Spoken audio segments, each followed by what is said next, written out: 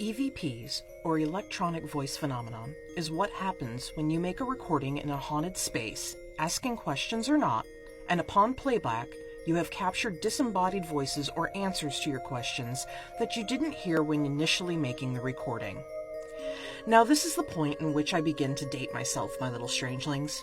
Back when I first started ghost hunting as a hobby, in the early 2000s, digital recording devices were just starting to become the rage. The use of recorders that still used cassette tapes was prevalent, and I have some interesting theories about the efficacy of the two when trying to capture this kind of phenomena. While EVPs have been managed to be captured via digital recording, I happen to believe it was almost easier for spirits to communicate or manipulate cassette tapes, and my theory as to why goes hand in hand with one of our other oft-used tools within the research of the paranormal, the EMF detector, which we will get into later. Specifically, my theory is that when spirits are near, we see a spike or decline in electromagnetic fields. Thus, to measure these disturbances, we utilize an electromagnetic field detector.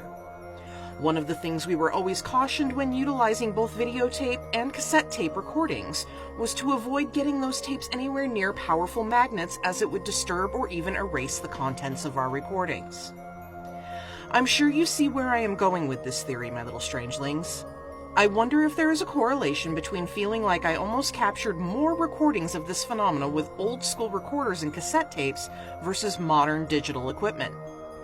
I very much thought about digging into the use of some old school and new school side-by-side comparison equipment in future investigations.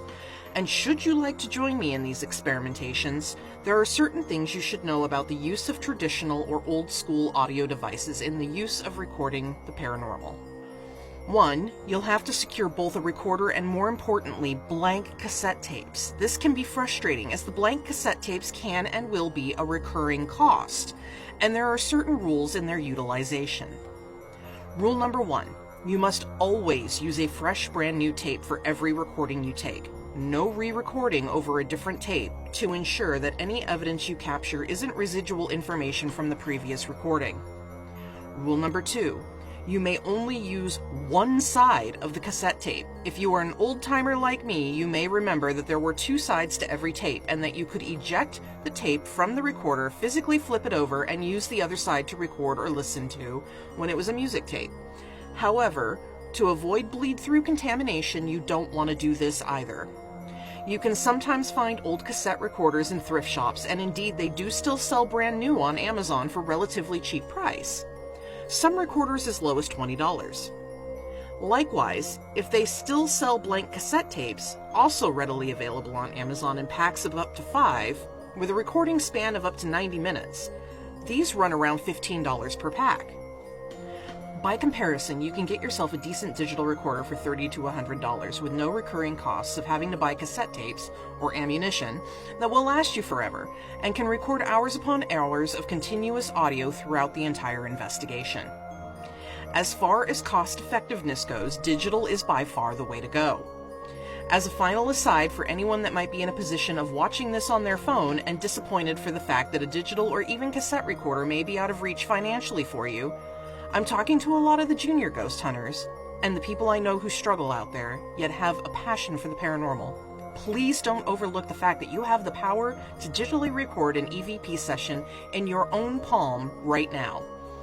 There are a multitude of free recording apps in the App Store to record MP3s right to your phone, and this is the point that I remind you, it's good to have friends and to never investigate anywhere alone.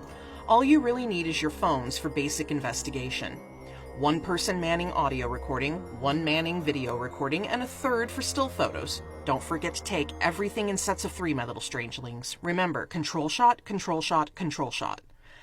As always, never trespass, and always make certain you have permission to investigate anywhere. And happy hauntings. Join me in the next part of this Fledgling Files series about capturing EVPs on your audio recording equipment.